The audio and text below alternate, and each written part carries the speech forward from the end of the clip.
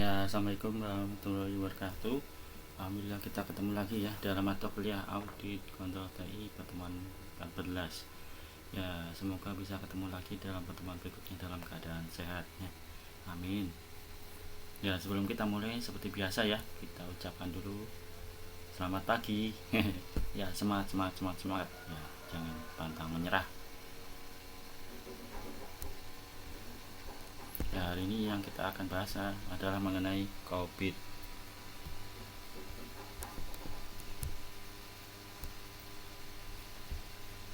Ya, dimulai dengan penjelasan. Ya, jadi biasanya adalah informasi merupakan sumber daya utama bagi enterprise ya. Enterprise itu maksudnya perusahaan. Teknologi memegang peranan penting yang dapat meningkatkan fungsi informasi pada enterprise, sosial, publik, dan lingkungan bisnis ya. Enterprise itu sebutan nama lain dari perusahaan ya. Kalau sosial itu maksudnya masyarakat ya. Kalau publik juga masyarakat dan penggunanya, pengguna bisnis dan lingkungan bisnisnya. Ya, jadi informasi merupakan sumber daya utama ya bagi semuanya itu. Terus COVID-5 memberikan layanan kerangka kerja secara komprehensif untuk membantu pemerintah dan manajemen IT dalam sebuah perusahaan mencapai tujuan yang diharapkan. Nah, untuk mengelola sumber daya yang digunakan oleh enterprise sosial publik dan lingkungan bisnis di atas, itu bisa dibantu dengan menggunakan tool namanya COVID-5 ya. Dibantu dengan tool namanya COVID-5 ya, agar bekerjanya bisa lebih komprehensif ya. Nah, itu. Jadi COVID-5 itu merupakan sebuah alat ya, sebuah alat untuk membantu ya. Nah, intinya seperti itu. Nah, tujuan utama dari pengembangan COVID-5 untuk information security adalah ya, termasuk menggambarkan keamanan informasi ya di dalam perusahaan. Termasuk antara lain pertama, responsibility terhadap fungsi IT pada keamanan informasi. Nah, jadi COVID-5 itu termasuk di dalamnya adalah fungsi dari teknologi informasi untuk keamanan informasi. Jadi di dalam COVID-5 sudah termasuk dalam adanya tool atau kemampuan untuk keamanan informasi. Terus yang kedua, aspek-aspek yang akan meningkatkan efektivitas kepemimpinan dan manajemen keamanan informasi seperti struktur organisasi, aturan, dan kultur. Nah, jadi di dalam COVID-5 sudah termasuk itu ya. Jadi untuk membantu meningkatkan efektivitas kepemimpinan dan manajemen keamanan informasi. Nah, jadi sangat membantu sekali untuk perusahaan atau organisasi. Terus yang ketiga adalah hubungan dan jaringan keamanan informasi terhadap tujuan enterprise ya. Jadi COVID-5 juga membantu hubungan dan jaringan keamanan informasi ya terhadap tujuan dari perusahaan. Nah, itu adalah tujuan utama dari pengembangan COVID-5. Terus berikutnya, COVID-5 Information Security yang digambarkan pada gambar 1 merupakan bagian dari COVID-5 secara utuh ya. Nah, ini isinya seperti ini ya. Yang di atas itu ada COVID-5 Enable Guide, yang bawah ada COVID-5 Professional Guide. Ya, yang Enable Guide di atas itu ada 3 ya. Ada Enabling Process, Enabling Information, dan Other Enable Guide. Kalau yang profesional isinya adalah COVID-5 Implementation, COVID-5 Information Security, COVID-5 untuk asuran, COVID-5 untuk risk ya atau resiko ya. Terus Other Professional Guide. Nah, jadi yang profesional itu kemampuannya lebih banyak ya. Nah, itu. Berikutnya adalah COVID-5 Framework, isinya apa saja? Ya, COVID-5 membantu perusahaan menciptakan nilai optimal dari teknologi informasi dengan menjaga keseimbangan antara menyadari manfaat dan mengoptimalkan tingkat risiko dan penggunaan sumber daya. Kemudian COVID-5 membuat informasi teknologi yang saling berhubungan dapat dikelola secara holistik bagi seluruh perusahaan, mengambil seluruh tanggung jawab bisnis dan fungsional, perhatikan kepentingan IT terhadap stakeholder internal dan eksternal. Prinsip dan kemampuan COVID-5 dapat diterapkan pada perusahaan kecil dan besar, baik swasta atau non-profit atau juga sektor non-public. Nah, jadi COVID-5 itu bisa membantu semua perusahaan ya, bisa kecil, besar, swasta atau non-profit, atau perusahaan yang non-profit juga bisa untuk membantu atau juga bisa membantu pada sektor pelayanan publik. Nah, jadi semuanya ini COVID-5 bisa menciptakan nilai lebih dari IT tersebut ya. Jadi kalau sudah ada IT dengan diterapkan COVID-5, jadi nanti ada nilai lebihnya lagi. Nah, intinya seperti itu ya.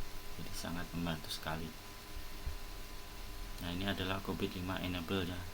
Isinya ada, jadi isi dari prinsipal policy dan framework isinya ada proses, organisasi struktur, kultur etik dan behavior, information, service, infrastruktur dan application, people, skill, and competition. COVID-5 ya, no one complete business framework ya, itu isinya ada dari ya, jadi dimulai dari COVID-1 itu isinya hanya audit, COVID-2 isinya ada kontrol, COVID-3 manajemen, COVID-4 itu IT government, COVID-5 itu lebih lengkap lagi ya, ada government of enterprise IT. Nah, ini dimulai dari tahun 2012 ya, COVID-5 itu sudah ada. Perbedaan COVID-5 dan COVID-4.1.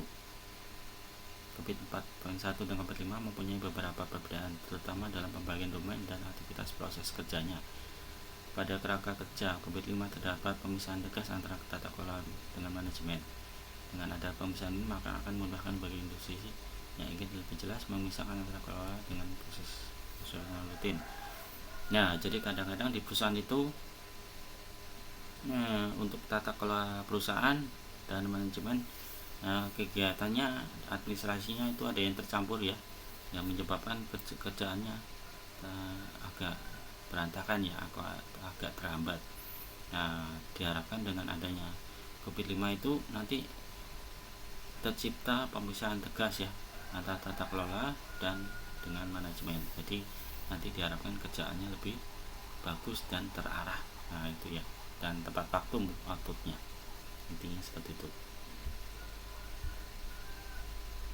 COVID-5 framework ya, secara keseluruhan itu isinya adalah ini ya, COVID-5 principle enable ya, terus panduan pelaksanaan disediakan oleh IASCA ya. Ya, IASCA itu adalah implementasi COVID-5. Kemudian pengantar program pemilihan dan peningkatan kemampuan proses yang diadopsi dari IASCA dan untuk COVID. Ya, ini sama saja ya seperti di atas tadi. COVID-5 principle itu ada meeting stakeholder, covering the enterprise, applying the single target framework. Terus yang keempat ada enabling holistic approach. Yang kelima ada separating government from management. Ya, ini ya, yang pertama itu bisa membantu kebutuhan stakeholder. Terus yang dua itu mengcover ya, mengcover itu berarti memenuhi kebutuhan dari perusahaan ya. Ya, terus yang ketiga applying single integrated framework. Ya, bisa digunakan pada framework yang bentuknya hanya single ya, biasanya di perusahaan itu ada framework yang single dan ada yang lebih dari single. Nah, itu tetap bisa diterapkan. Terus bisa di enabling ya, enabling itu maksudnya diterapkan pada holistic approach ya, jadi pendekatan holistik bisa diterapkan COVID-5 nya. Terus yang pasti memisahkan antara governance dan memisahkan government dari manajemen ya. Nah, itu intinya seperti itu ya. COVID-5 principle ya, nah, ini penjelasannya ya. Pertama meeting stakeholder, memenuhi kebutuhan stakeholder. Yang kedua covering the enterprise end to end, meliputi seluruh kegiatan perusahaan ya, jadi bisa di cover oleh COVID-5. Terus yang ketiga applying single integrated framework, menerapkan satu framework yang terpadu ya. Jadi di perusahaan nanti setelah diterapkan COVID-5 nanti akan diterapkan single framework ya. Nah, itu. Yang keempat enable holistic approach, memungkinkan pendekatan holistik ya. Jadi pendekatan holistik dalam menerapkan COVID-5 nanti menggunakan pendekatan holistik, jadi lebih mengena dan lebih paham. Nah, ini seperti itu. Terus nomor 5 separating government from management, yang memisahkan tata kelola dan manajemen ya. Jadi antara tata kelola dan manajemen harus dipisahkan ya, agar lebih terarah dan pekerjaannya lebih tepat guna dan outputnya tepat waktu sesuai diharapkan. Yang pertama memenuhi kebutuhan stakeholder. Ya, perusahaan itu intinya harus ada nilai atau keuntungan bagi stakeholder ya. Stakeholder itu berarti pemilik perusahaan atau masyarakat atau pengguna perusahaan. Nah ini ya, jadi ini gambarannya. Stakeholder need itu adalah ada yang dibutuhkan stakeholder itu ada benefit realization, ada risk optimization, ada resource optimization. Ya, pertama yang dibutuhkan stakeholder itu ada benefit ya, ada keuntungan yang ingin diharapkan. Yang kedua ada risk optimization. Ya, ada risiko-risiko yang harus ditanggulangi ya. Jika terjadi risiko maka harus ada penanggulangan atau biasanya sebelum terjadi risiko itu sudah ada itulah persiapan intinya. Terus yang ketiga ada resource optimization. Ya, sumber daya yang ada kalau bisa dioptimalkan kan ya. Nah, itu semua termasuk dalam value creation ya. Nah, ini masih memenuhi kebutuhan stakeholder. Kontinunya perusahaan memiliki banyak stakeholder ya, biasanya menimbulkan konflik antara satu dengan lainnya. Ya, stakeholder itu bisa saja pemilik perusahaan atau publik pengguna perusahaan. Nah, itu biasanya ada konflik ya satu sama lain. Nah, tata kelola adalah mengenai negosiasi dan memutuskan antar stakeholder. Nah, dengan adanya tata kelola nanti diharapkan ada negosiasi dan memutuskan antar stakeholder ya, agar maksudnya mengurangi terjadi konflik atau mungkin tidak adanya konflik ya. Ya, diharapkan seperti itu. Sistem tata kelola seharusnya menimbangkan semua sumber daya dan penilaian risiko. Ya, nanti setelah diterapkannya COVID-5, tata kelola bisa mempertimbangkan semua sumber daya ya. Jadi semua daya yang ada bisa dioptimalkan penggunaannya dan penilaian risiko itu harus betul ya. Nah, jadi kalau penilaian risiko tidak betul, nanti kalau terjadi risiko itu tidak akan ketahuan sebelumnya ya. Bisa-bisa pada saat sedang jalan tiba-tiba terjadi risiko. Nah, itu bisa merugikan perusahaan dan merugikan stakeholder. Nah, jadi harus ada penilaian risiko sebelum terjadi kejadian. Nah, untuk setiap keputusan hal-hal berikut dapat dan seharusnya bisa ditanggulangi ya. Maksudnya semua masalah di atas itu diharapkan bisa ditanggulangi dan tidak merugikan stakeholder. Ya, intinya siapa yang menerima keuntungan, siapa yang menanggung risiko, dan apa sumber daya yang dibutuhkan ya. Jadi dengan adanya tata kelola ini, kira-kira siapa sih yang menerima keuntungan? Ya, yang diharapkan yang menerima keuntungan itu adalah stakeholder dan perusahaan itu sendiri ya. Terus siapa yang menanggung risiko? Nah, biasanya yang menanggung risiko ya adalah perusahaan ya. Tapi dengan tata kelola yang baik diharapkan risiko yang terjadi itu bisa diminimalkan atau bahkan mungkin tidak terjadi risiko. Apa sumber daya yang dibutuhkan? Ya, ini dengan adanya tata kelola menggunakan COVID-5, nanti sumber daya yang dibutuhkan bisa diketahui sebelumnya ya. Nah, jadi bisa output dari perusahaan bisa sesuai tepat waktu ya. Jadi tidak merugikan stakeholder dan tidak merugikan perusahaan. Nah, masih memenuhi kebutuhan stakeholder ya. Ya, kebutuhan stakeholder itu harus bertransformasi menjadi strategi praktis perusahaan. Ya, itu sesuai dengan tujuan COVID-5 ya, itu menerjemahkan kebutuhan stakeholder dalam tujuan yang seperti fisik dan praktis dalam konteks perusahaan, tujuan IT dan tujuan enable. Nah, ini gambarannya ya, gambarannya sebelah kanan. Ada enterprise goal, ada IT related goal, dan ada enable goal. Nah, itu ya. Jadi goal itu maksudnya sesuatu yang diharapkan. Ya, jadi yang diharapkan oleh perusahaan ya, goal itu adalah sesuatu yang diharapkan. Jadi yang diharapkan oleh perusahaan, diharapkan oleh IT dan semua rekan yang bekerja sama. Terus enable goal itu berarti yang diharapkan oleh stakeholder. Nah, ini masih membentuk kebutuhan stakeholder ya, yang memungkinkan mendefinisikan prioritas pelaksanaan, perbaikan dan jaminan tata kelola perusahaan nanti didasarkan pada tujuan strategis dan risiko yang terkait pada perusahaan. Ya, dengan diterapkannya nanti tata kelola pada perusahaan menggunakan COVID-5, jadi nanti bisa tercapai tujuan strategis dan risiko yang diharapkan dari perusahaan ya. Dalam praktek tujuannya adalah mendefinisikan tujuan dan sasaran relevan ya, berbagai tingkat tanggung jawab. Nah, itu pasti. Berbasis pengetahuan dari COVID-5 berdasarkan pada tujuan perusahaan untuk menjabarkan petanduan relevan untuk dimasukkan dalam pelaksanaan perbaikan atau jaminan proyek tertentu.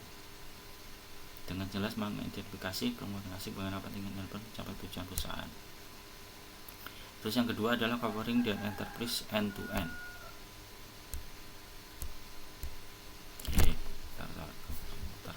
Kelewatan. Ya, ini yang nomor 2 intinya adalah mengkombinasi semua fungsi dan proses yang terdapat pada enterprise. COVID-5 tidak hanya fokus pada fungsi IT tapi juga termasuk pemeliharaan informasi dan teknologi terkait aset layaknya aset-aset terdapat pada enterprise. Terus yang kedua mengakomodasi seluruh stakeholder ya, fungsi dan proses yang relevan dengan keamanan informasi. Nah, itu termasuk dalam covering the enterprise end to end ya, jadi mengcovering semua yang dibutuhkan oleh perusahaan. Dan yang ketiga adalah uplink single integrated network. Ya, COVID-5 itu bisa disesuaikan ya dengan standar dan framework yang lain, serta mengizinkan perusahaan untuk menggunakan standar framework lain. Nah, jadi COVID-5 bisa diterapkan juga digabung dengan framework yang lain. Nah, itu kelebihan dari COVID-5. Nah, itu. Nah, jadi COVID-5 itu sudah sesuai standar dari ISO IEC 27000 ya, merupakan standar ISF keamanan informasi dari US National Institute Standard Teknologi ya. Jadi COVID-5 itu sudah termasuk standar yang bagus ya. Nah, itu karena mengacu pada keamanan informasi dari US National Institute dan Standard of Technology. Terus yang keempat adalah enabling holistic approach ya.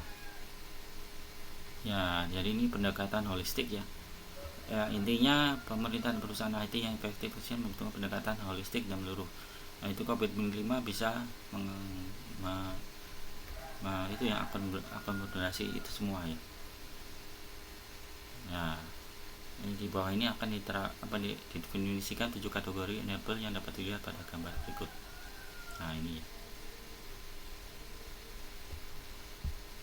Nah, 7 enabler itu meliputi Principle Policy Framework, proses, organizational struktur, kultur etik dan behavior, information, service infrastructure dan application, dan people skill computation.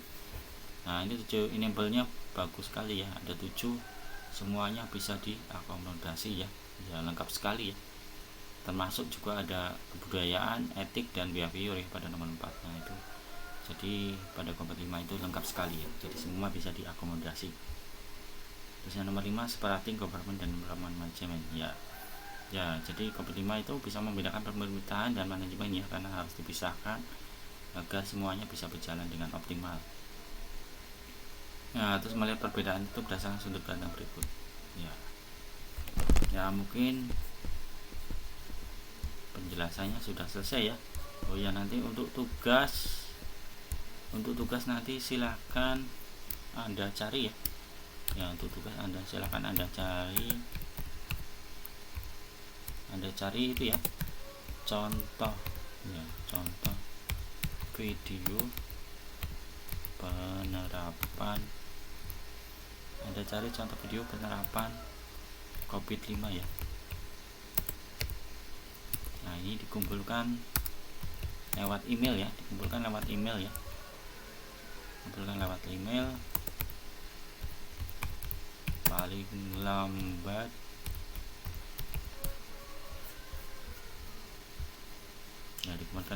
paling lambat tanggal 19 ya, 19 Desember.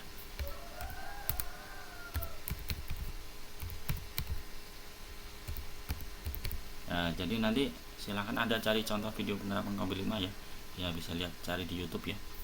Nanti dikumpulkan by email ya. Jadi yang dikumpulkan ke email adalah link videonya ya. Link videonya dikumpulkan lewat email. Nanti subjek emailnya ditulis saja penerapan COVID-5 ya. Subjek emailnya adalah penerapan COVID-5 ya. Jadi dikumpulkan di email adalah link. Ya, jika ada yang kurang jelas mengenai penjelasan barusan, silakan hubungi lewat WA ya. Ya, silakan tugasnya dikerjakan. Ya, atas perhatiannya saya ucapkan terima kasih ya. Semoga bisa sehat selalu sampai pertemuan berikutnya ya. Amin. Terima kasih atas perhatiannya. Wassalamualaikum warahmatullahi wabarakatuh.